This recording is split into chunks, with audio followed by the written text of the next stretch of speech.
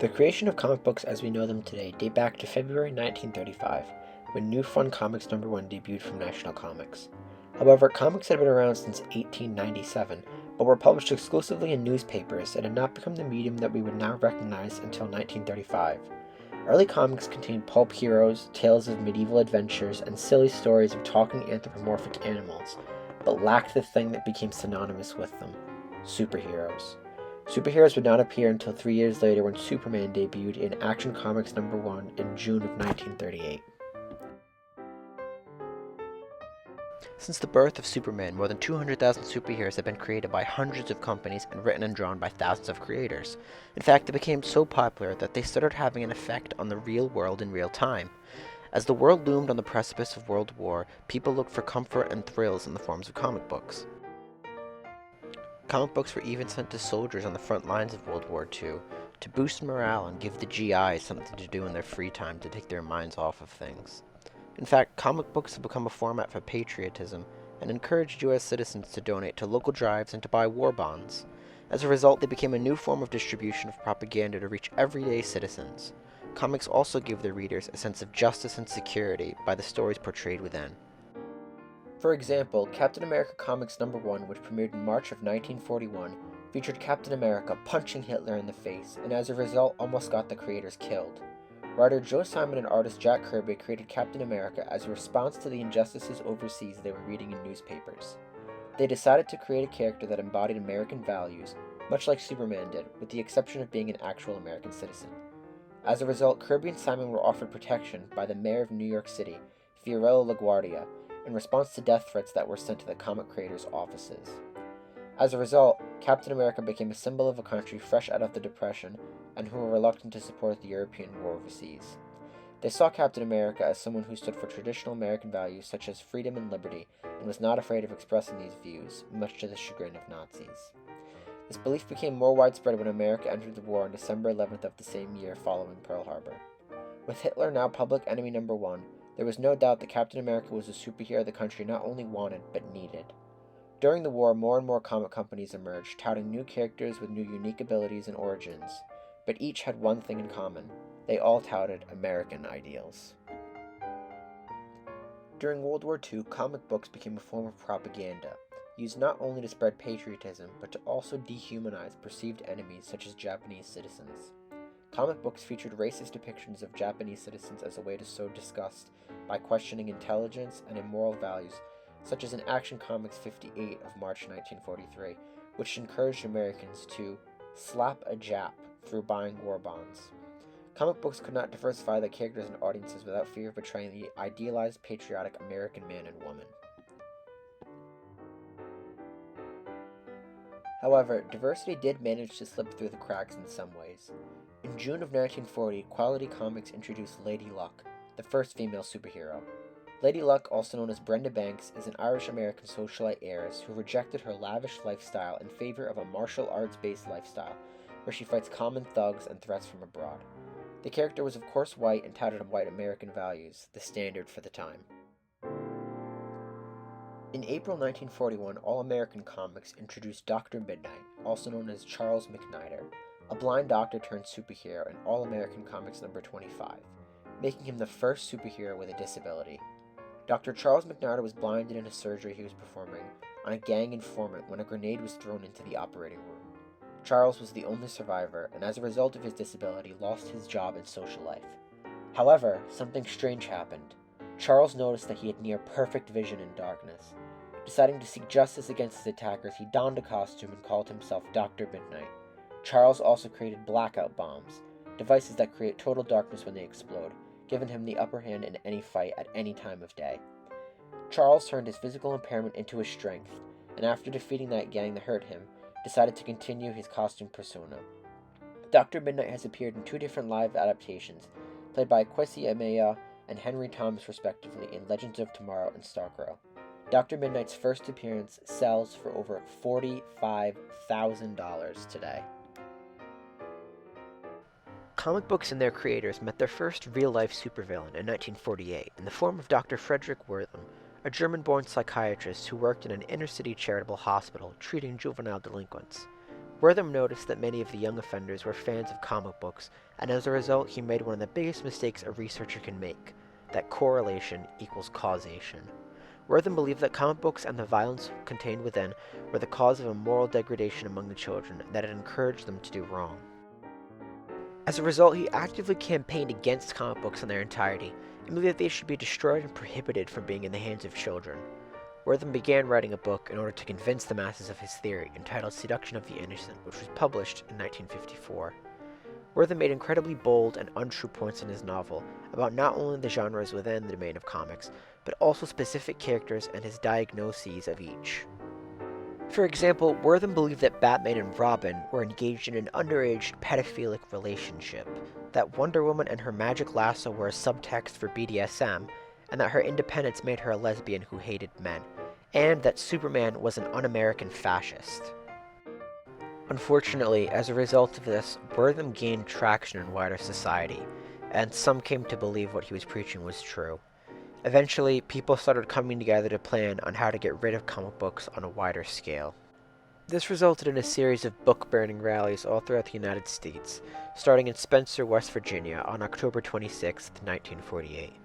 The residents of Spencer gathered together, and children burned their treasured comic books under the encouragement of parents, priests, and teachers from the community. This proved to be so popular that burnings were held throughout the month, as stacks of comic books more than 6 feet high were burned in schoolyards and church lots alike. However, Spencer was only the beginning. Comic book burnings were held throughout the country in such towns as Binghamton, New York, Rumson, New Jersey, and Cape Girardeau, Missouri, along with many others. These events were coordinated by parents and teachers, but also by the Boys and Girl Scouts of America, strangely enough. Children were promised incentives such as a new bike if they gave their comics to these authority figures, unbeknownst to them that they would soon be destroyed. Wortham became so influential that he even testified his belief to the 1954 Senate Subcommittee hearing on juvenile delinquency, and cited comics as a major factor of delinquency.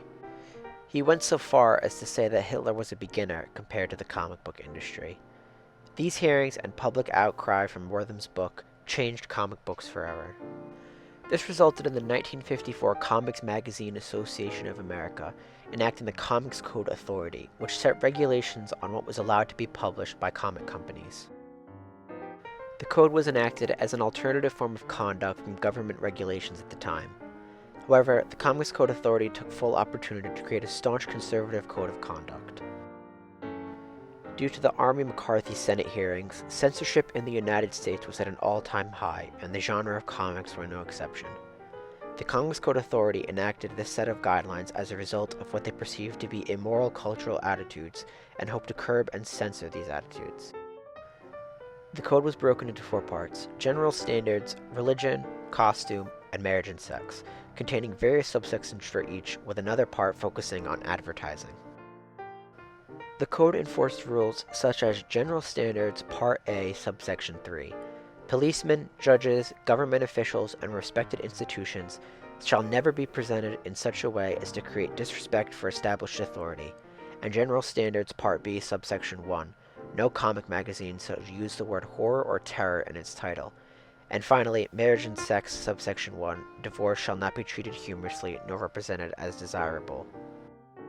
While the Comics Code did have many outlandish rules and regulations, some were created to specifically target groups such as marriage and sex, subsection 7, sex perversion or any interference to same is strictly forbidden, which especially targeted homosexual relationships and stifled diversity. While companies did not have to abide by the rules since the Comics Magazine Association of America was a private company, they would campaign against titles and companies that did not have their approval. This led to vendors and comic stores refusing to carry titles outright because of lower sales and fear of losing customers. Ironically, the Comics Code inadvertently created underground comics, comics that focus on topics such as sex, drug use, and violence, which were sometimes sold illegally. Following the implementation of the Comics Code Authority, comic book sales began to plummet. Horror comics and pulp detective stories were now limited in what they were allowed to create, yet they were the most popular subgenres being published. As a result, superhero comics, which were now not very popular, nearly became extinct. Long-standing series were cancelled, and comic book giant DC was only publishing 4 characters under their own titles: Superman, Batman, Wonder Woman, and Robin. Things were truly looking bleak. But something came that was going to save the comic book industry. It was not until the birth of the modern-age Flash and Showcase number 4 of October 1956 that new life was breathed into the lips of a dying medium. The rebirth of the superhero also allowed for new characters to be created that were representing viewer bases more closely.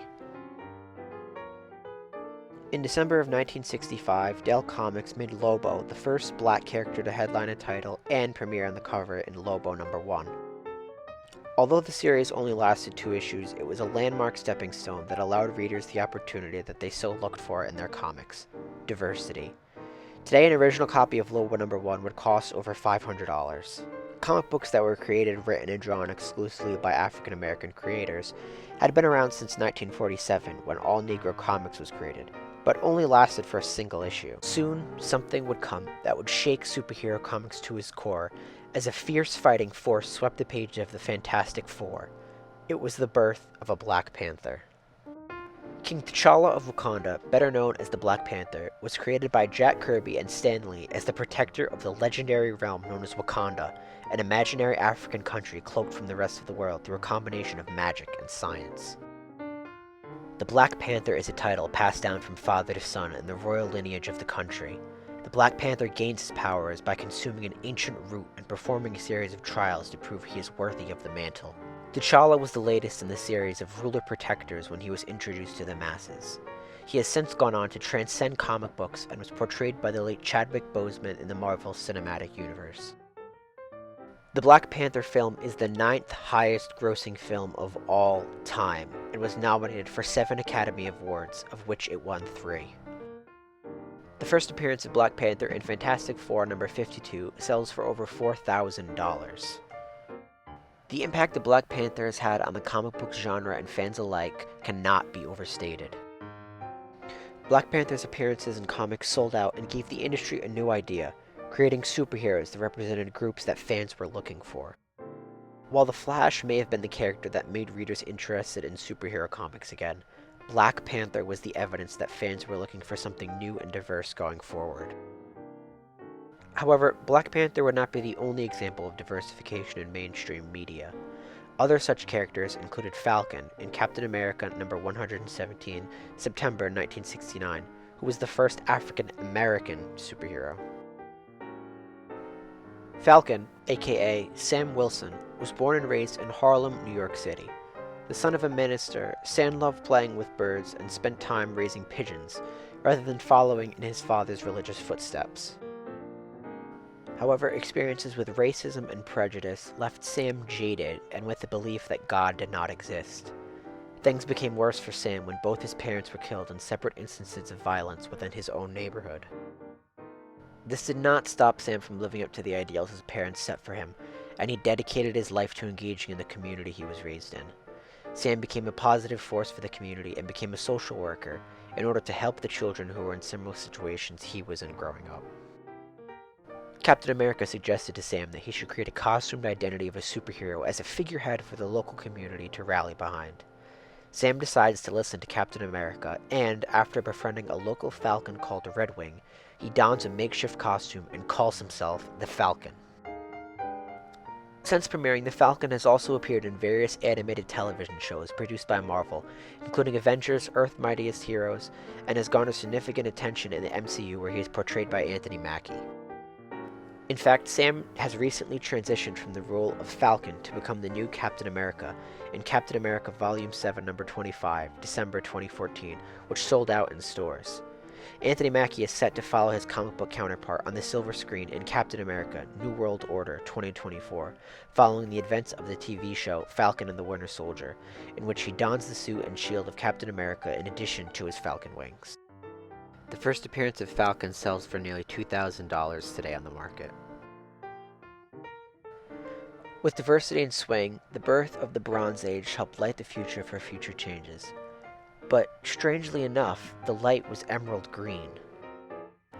Green Lantern John Stewart, who premiered in Green Lantern number 87 of December 1971, took over Green Lantern responsibilities from Hal Jordan, the main Green Lantern, as a substitute Green Lantern, making him the first legacy character of color.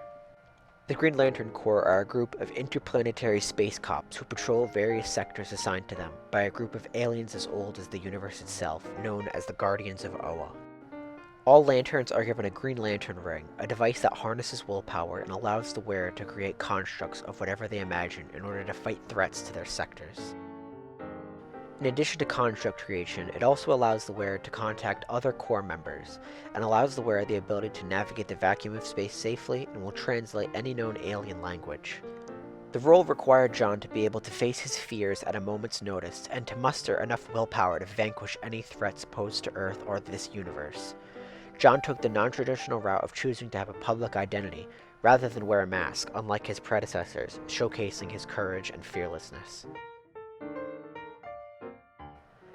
John is a bold and confident man who wants to show the world that anything that's thrown at him he can throw right back twice as hard.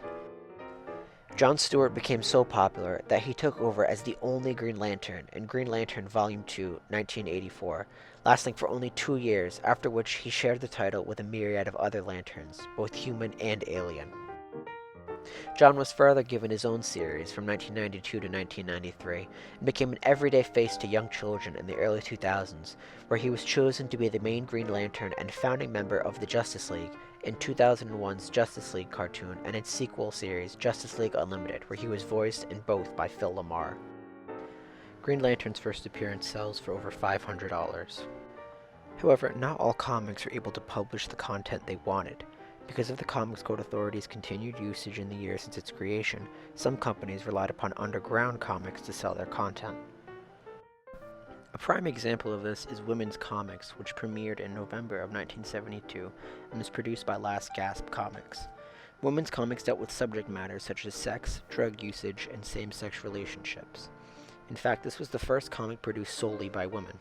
The first issue of Women's Comics was also the first issue to feature an openly gay character, an out lesbian named Sandy. As a result of their subject matter, Women's Comics had to turn to the underground comic genre, which dealt with much more serious subject matter than their counterparts. However, mainstream companies were doing their best to push boundaries and create content that would lead to change in the comics industry. Within the length of 1 year, Marvel would create 2 more characters that broke barriers and defined the diversity of superheroes to come. First came the White Tiger, the first Latinx hero in comic books. Hector Ayala, also known as the White Tiger, premiered in Deadly Hands of Kung Fu, December 1975. The White Tiger gained his powers from mystical jade tiger amulets that he wore on his hands in the form of gauntlets and around his neck in the form of a necklace. The White Tiger has superhuman strength, speed, agility, durability, and is an expert martial artist. Since premiering, the White Tiger name has been passed on to 4 other individuals, including Ava, Hector's sister, following the death of Hector after being wrongfully imprisoned for murder. In his time as the White Tiger, Hector had to face many struggles that faced the Latinx community, both at the time of being published and, sadly, today, including wrongful imprisonment, racial bias, and higher rates of mental health issues. The latest to don the claws and costume of the White Tiger is Ava Ayala, Hector's younger sister. Ava appeared on Ultimate Spider-Man, a cartoon program where she is voiced by Caitlin Taylor Love. Ava has also since gone on to join multiple incarnations of the Avengers. The first appearance of the White Tiger sells for more than $750 today. The second to premiere was Storm, who premiered in Giant-Sized X-Men #1 of May 1975, alongside several diverse teammates. Storm, also known as Aurora Monroe, is a mutant who was born with the amazing ability to control the weather and elements, known as atmokinesis, and is the first female African superhero. She was born to a Kenyan mother and an African-American father, and was raised in both Harlem and Cairo, Egypt. It was in the Middle East that Storm's parents were killed by an Arab-Israeli conflict. Now orphaned, Storm grew up in Cairo as a pickpocket until she was approached by Professor Charles Xavier when assembling his new X-Men team.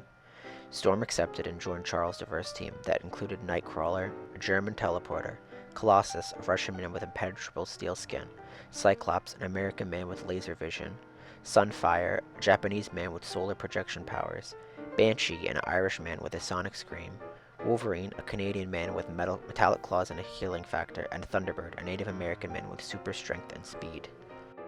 Storm and her new team quickly became a sensation, and their premiere comics sold out in stores immediately.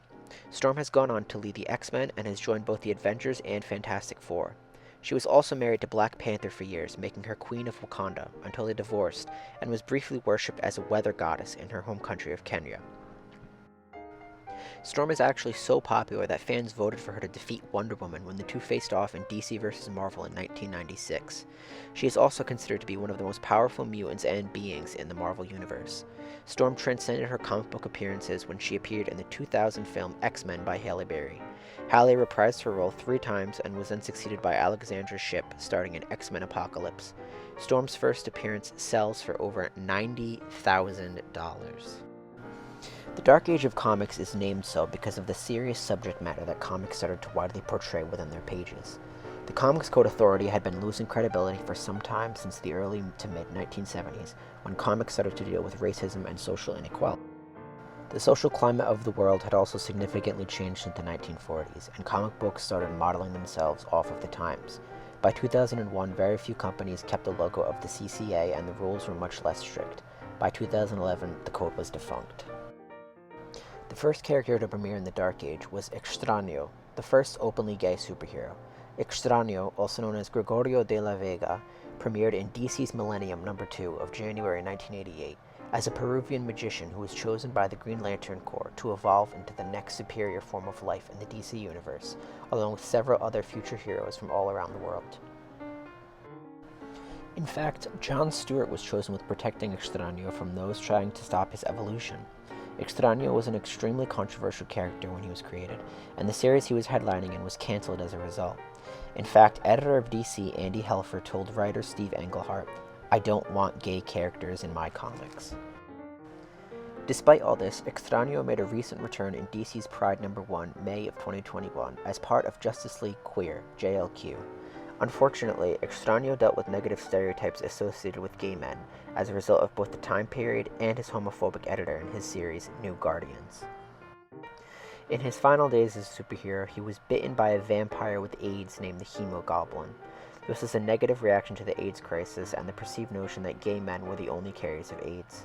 Since his return, Extraño has helped young conflicted superheroes deal with their sexuality and what it means to be a hero.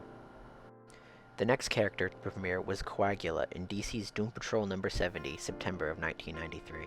Coagula, also known as Kate Godwin, is the first transgender superhero and one of the first lesbian superheroes. Coagula gained powers after she had sex with achemical hermaphrodite Doom Patrol member Rebus. Coagula has the ability to dissolve things with one hand and coagulate them with the other. Coagula is a former sex worker and programmer, and was created as such by Rachel Pollack because the majority of trans women in the 1990s came from those professional backgrounds. Coagula was DC's first and only transgender superhero until 2015. The character gained positive feedback from readers of the 90s who identified as transgender, and for those who appreciated being exposed to transgender topics and learned from them as a result. Coagula made her return recently in DC's Pride 2022 of June 2022. The peak of the Dark Age's diversity came in the form of Milestone Comics in 1993. Milestone was an imprint of DC Comics that was created by a coalition of African-American artists and writers who felt that mainstream comic books did not feature enough diversity, both in those creating the comics and the characters within. 4 creators, Dwayne McDuffie, Denny Cohen, Michael Davis, and Derek T. Dingle, created the company and headlined characters that were from minority groups. Milestone started with 4 titles: Icon, Static, Hardware, and Blood Syndicate. As time progressed, more titles were added that showcased characters from Asian and Latino backgrounds, as well as the previously published black characters. The most popular of these titles was Static. Static, also known as Virgil Hawkins, is an African-American teenager who premiered in Static #1, June of 1993. Virgil was given his powers after an explosion exposed him to quantum chemicals and gave him the ability to control the electromagnetic spectrum and shoot bolts of electricity out of his hands. He is named after Virgil D. Hawkins, a man denied access to the University of Florida in 1949 due to discrimination laws. His codename was inspired by James Brown's song, Static. In his series, Virgil struggled with the abilities he was given and how to become a hero at such a young age, along with typical teenage problems such as dating and high school grades. Virgil's youth and charismatic personality made him an instant hit with readers, and he became so popular that he was outselling comics by both DC and Marvel. In fact, when DC was given time slots for animated TV shows, they chose Static as one of 3 characters to be given his own series, besides Superman and Batman, which premiered as Static Shock in 2000, where he was voiced by Phil LaMarr, the same man to voice Jon Stewart. Static Shock won a Daytime Emmy in 2004 for its theme music, and was nominated for 4 total Emmys over its 4 seasons. Milestone lasted until 1997, when all comics ceased publications due to low sales. However, they made a triumphant return in both 2010 and 2020 under DC Comics, the later of which is still continuing publishing. Since then, many of the original titles returned with the wish of their creators in mind: diverse comics created by diverse people.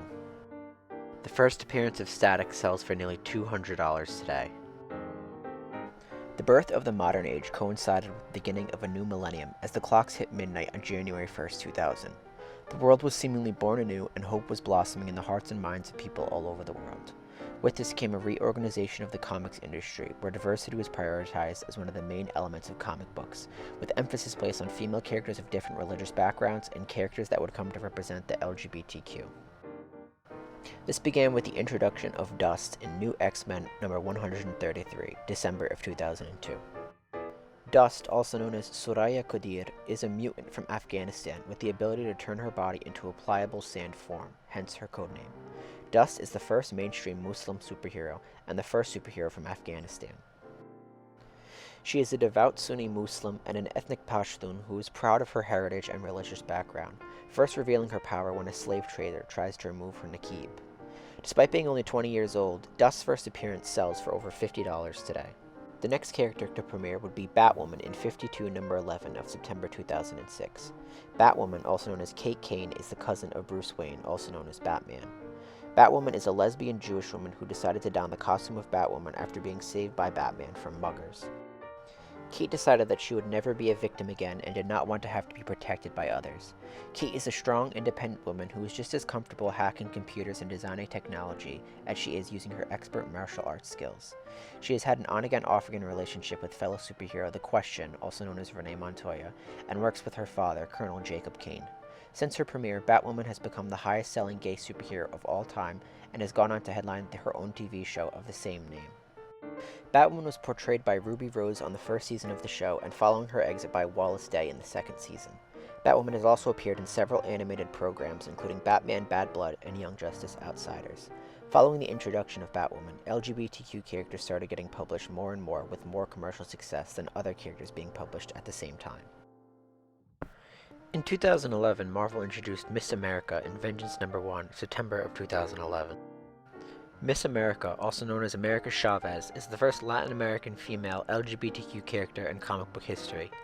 America is one of Marvel's most powerful female characters and possesses such powers as invulnerability, super strength and speed, interdimensional travel, time travel, energy projection, and flight. Miss America made her live-action debut in the MCU's Doctor Strange in the Multiverse of Madness by Xochitl Gomez. Miss America's first appearance now sells for over $700. Following the birth of such characters as Miss America and Dust, Marvel decided to create a character that would represent the Muslim community more fully and would become a shining beacon for children everywhere. Miss Marvel was introduced to fans in Captain Marvel number 14, August of 2013, before going on to headline her own series in February of the following year, a rare occurrence in the comic genre, where she became the first Muslim and South Asian American hero to headline a comic. Kamala was introduced as a comic book fan who worshipped the already established hero Captain Marvel. Kamala is a teenage Pakistani American who gains superpowers from the mystical Terrigen mists. Kamala decides to take her idol's former name, Miss Marvel, and dons a suit that accommodates her powers. Kamala's abilities include shapeshifting, superhuman elasticity, size alteration, and a regenerative hearing factor. Like Dust, Kamala is a proud Muslim who fights to protect her heritage and those like her in Jersey City, New Jersey. Kamala has gone on to become a member of the Avengers and has been even given her own TV show on Disney Plus called Miss Marvel, where she is portrayed by Iman Vellani. The television show deals with Kamala's emerging powers and how they relate to her Pakistani ancestors and the forces that are targeting her and her community. Kamala's first appearance was so popular that a second printing was created, which also sold out. The first appearance of Miss Marvel sells for over $900, and the second printing sells for over $700. In fact, comics have transcended their original format and are now more recognizable as television shows and movies. While this is not necessarily a new development, it is more prevalent now than it ever has been. This is also true in regards to diversity. As previously mentioned, Black Panther set records as one of the highest grossing films of all time and holds the record for most Oscars for a comic book film. However, Black Panther is not the only film to do this. In Spider-Man Into the Spider-Verse, the character of Spider-Man Miles Morales, played by Shameik Moore, makes his feature film debut. Spider-Man, also known as Miles Morales, premiered in Ultimate Fallout No. 4 in August of 2011 as the successor to Peter Parker's Spider-Man persona. Miles quickly captured fans' hearts due to his incredible abilities that differed from Peter's spider abilities, such as having electric stinger blasts and his kind, human personality. Miles' dual BIPOC Black Hispanic background also made him relatable to fans from various BIPOC backgrounds. Miles' debut in Spider-Man Into the Spider-Verse brought the character from the page to the silver screen and garnered nearly $400 million and secured the film an Academy Award for Best Animated Feature Film. The first appearance of Miles Morales is worth nearly $5,000 today. Now that comic books have made the jump to new forms of media, the sky's the limit in terms of bringing diversity to the attention of fans. In fact, half of all new created characters are characters of color or LGBTQ backgrounds and are rising every day. In fact, comics such as Festival of Heroes, DC's Pride, and Marvel Voices all showcase the true raw talent that is diversity. Up, up, and away.